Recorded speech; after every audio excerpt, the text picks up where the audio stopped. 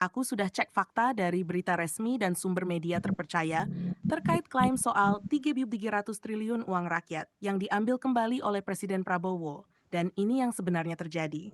Saya tidak ada laporan resmi soal 3.300 triliun yang dikembalikan.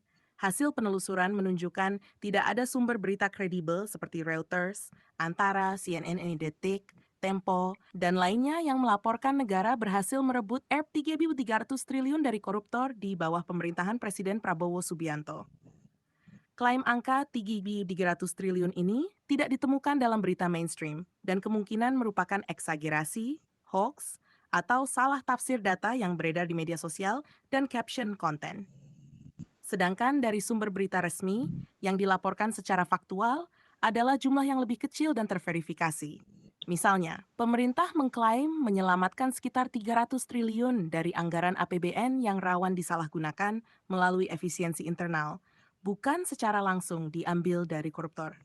Indonesia secara resmi mendapatkan kembali Rp12,25 triliun dari beberapa kasus korupsi terkait ekspor CPO yang diserahkan oleh Kejaksaan Agung kepada negara. Total aset yang direbut melalui penegakan hukum terhadap korupsi dan tindak pidana lain pada tahun 2025 disebut mencapai puluhan triliun, 2,7 triliun, bukan ribuan triliun.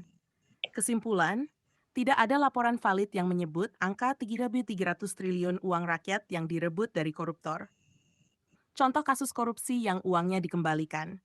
Berikut ini beberapa kasus konkret yang sudah dilaporkan dan proses hukum yang terjadi. Saat kasus korupsi fasilitas ekspor CPO, Presiden Prabowo hadir dalam serah terima 13,255 triliun uang pengganti kerugian negara hasil dari putusan kasasi Mahkamah Agung terkait korupsi fasilitas ekspor, crude palm oil, dan turunannya. Data lain tentang pengembalian uang dari korupsi. Selain kasus CPO, ada juga berita lain soal Kejaksaan Agung menyerahkan 6,6 triliun dari perkara denda administratif kehutanan. Laporan penegakan hukum menyatakan total asset recovery dalam berbagai kasus mencapai belasan triliun rupiah. Namun angka-angka ini masih jauh dari 3.300 triliun. Intinya, terdapat klaim di media sosial soal 3.300 triliun yang diambil kembali dari koruptor. Tapi sejauh ini itu tidak terbukti lewat laporan media kredibel atau siaran pers resmi pemerintah atau lembaga penegak hukum. Yang sahih adalah pemerintah menyelamatkan sekitar 300 triliun dari anggaran yang rawan korupsi. Sudah dikembalikan ke negara, disitulah yang bikin banyak orang geleng-geleng kepala. Secara logika publik, kalau duitnya sudah diambil kembali, harusnya pelakunya jelas dong siapa. Tapi di praktik hukum Indonesia sering begini. Satu, banyak yang dibungkus administratif, bukan pidana. Untuk kasus kehutanan itu, negara bilang pelanggaran kawasan hutan bayar denda. Bukan korupsi tersangka penjara. Jadi perusahaan cukup bayar miliaran triliunan, selesai tanpa drama nama, tanpa borgol. Secara hukum beres. Secara keadilan publik, hambar banget. 2. Nama disimpan biar iklim investasi aman. Ini bukan rahasia umum lagi. Kalau nama perusahaan besar dibuka, saham bisa anjlok, investor panik, elit bisnis kepanasan.